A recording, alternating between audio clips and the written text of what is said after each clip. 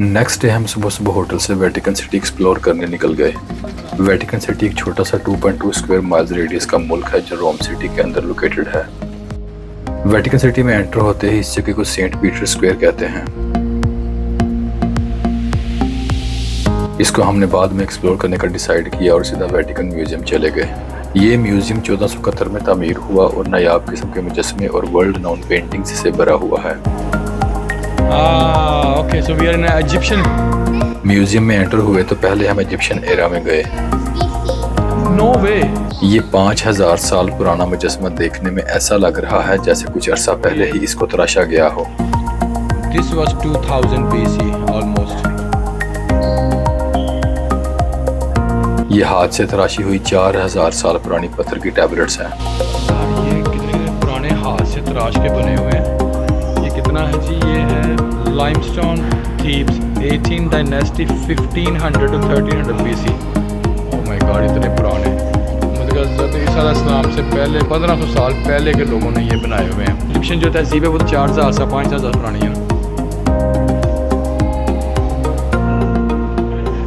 हैरान कर देने वाली फिरौन के दौर की तराशी हुई मूर्तियां, मम्मीज के ताबूत और मम्मीज को देखकर एक सहर सतारी करने वाली कैफियत हो जाती है, इसका अंदाजा नहीं था। 10th century BC. It is a real mummy. Yes, let's see who's this. Oh my God, it's still preserved, the skin and everything. Look at that. ये आज से 4000 साल पहले की हनूतशुदा मम्मी है जो आज भी तकरीबन अपनी असल हालत में नजर आ रही है। It can't get up. It's dead. So mummies are real? I have to read this. Sorry. Papa, is this still alive then? लाशों को हनूत करके इन ताबूतों में रखा जाता था जिसमें ये हजारों साल तक प्रिजर्व रहती हैं। Your mummy is an ancient mummy as well.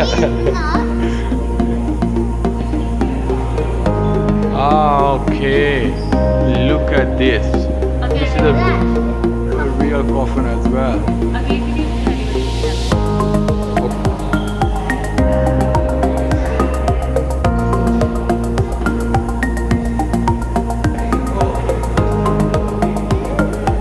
I can. Oh wow. Yeah, no.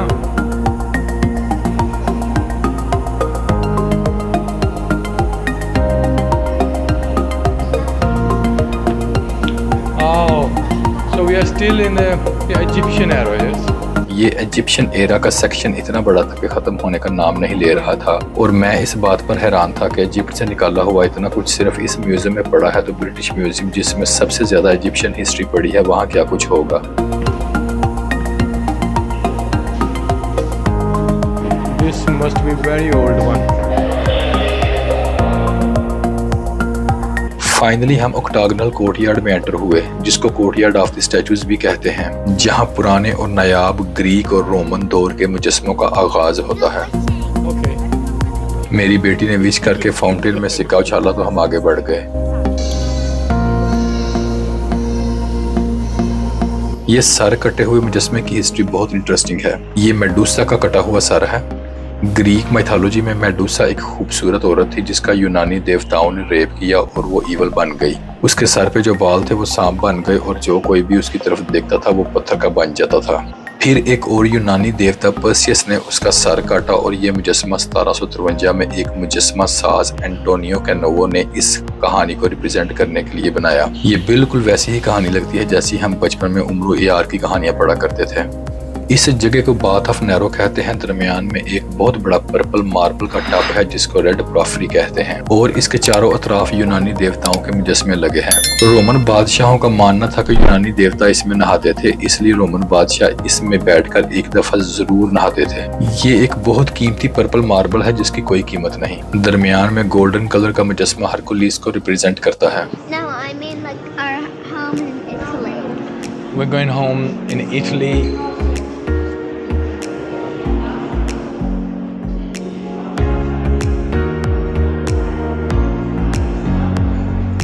ये मैं इस वक्त वेटिकन सिटी के जो म्यूज़ियम है उसके अंदर हूँ।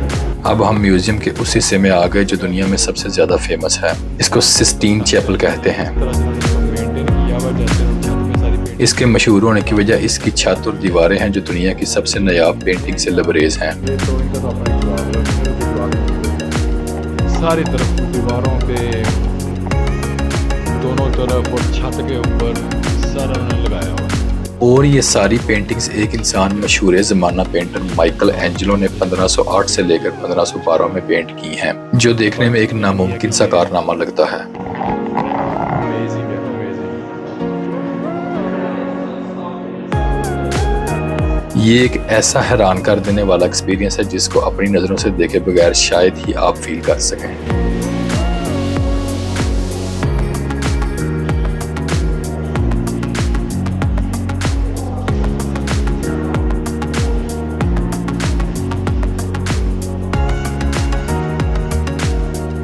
Let's go.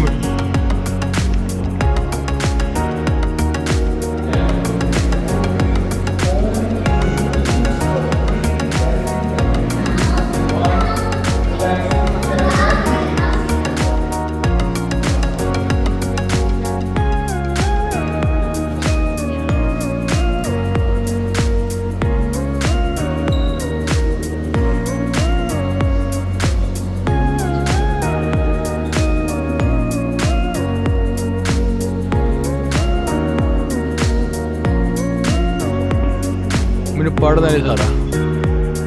ये किसकी है? इसे फ्रांसीनी की।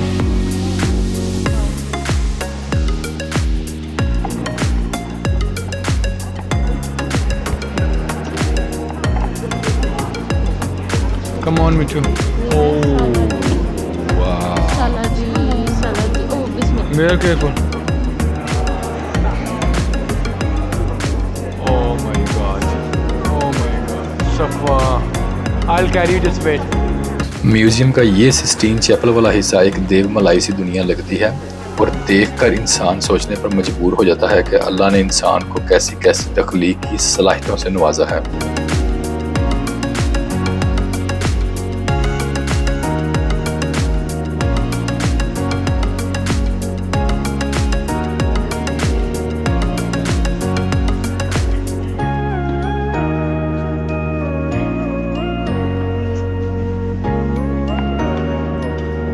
Stay here. I'll come from that way. Okay, so I can look all around.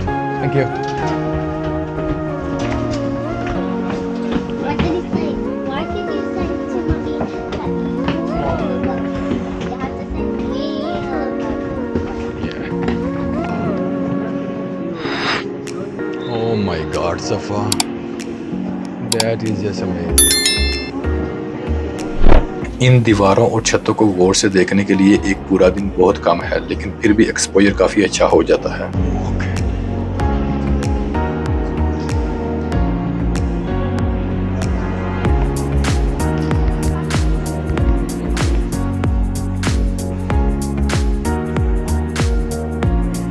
Cysteine chapel से निकलने के बाद हम म्यूजियम की आर्ट गैलरी में चले गए।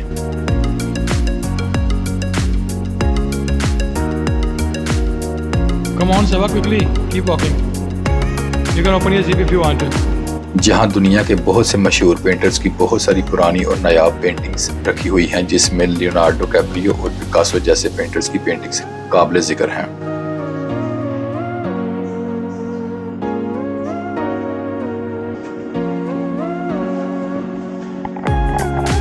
ये लियोनार्डो डा विंची की अनफिनिश्ड पेंटिंग है जो सन 1482 की है, जिसको वो पूरा नहीं कर सका।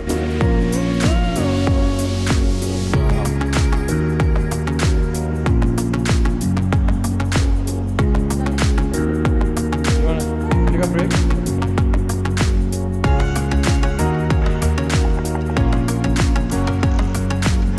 यहाँ पे ज्यादातर पेंटिंग्स 14वीं और 15वीं सदी के पेंटर्स की हैं।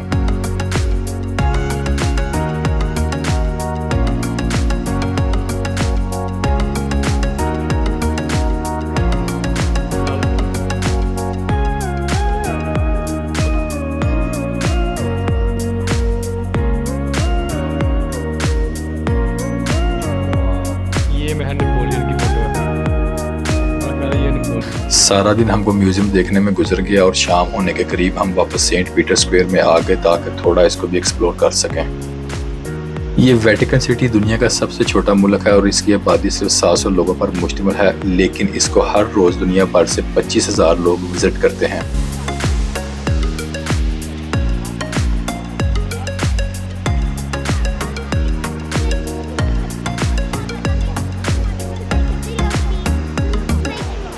अभी हम वेटिकन सिटी में आ गए हैं और इटली कंट्री है और इस कंट्री के अंदर एक सिटी जो रोम है और रोम के सिटी के अंदर एक और मुल्क है जिसको वेटिकन सिटी कहते हैं। ये सेंट बेसिलिका है जो दुनिया का सबसे पुराना और बड़ा ईसाइयों का चर्च है। यहाँ पे जो लोग रहते हैं वो सिर्फ इनके जो है ना वो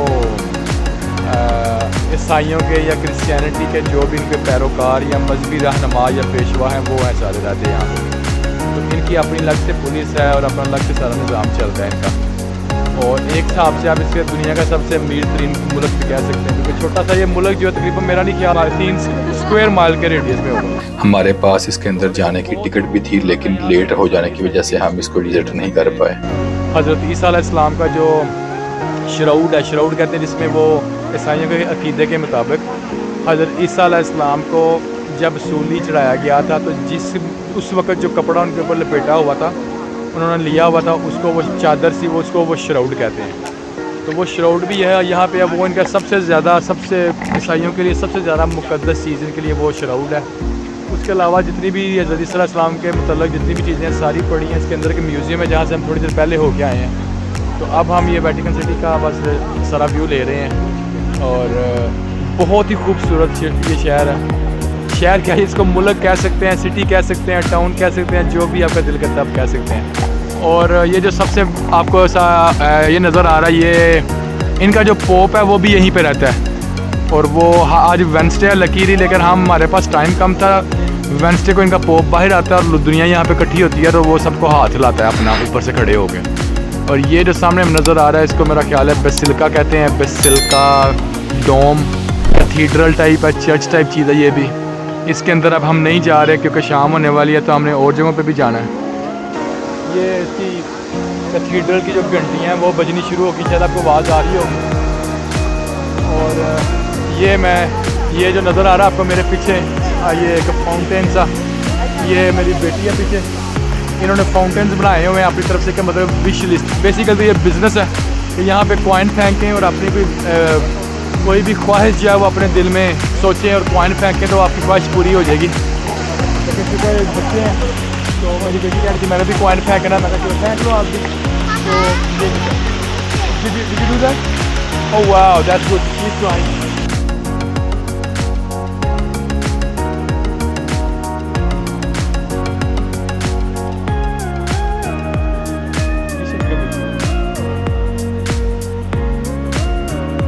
अब रात हो गई थी और जाते हुए एक आखिरी नाइट व्यू कैच किया और वापस होटल की तरफ निकल गए।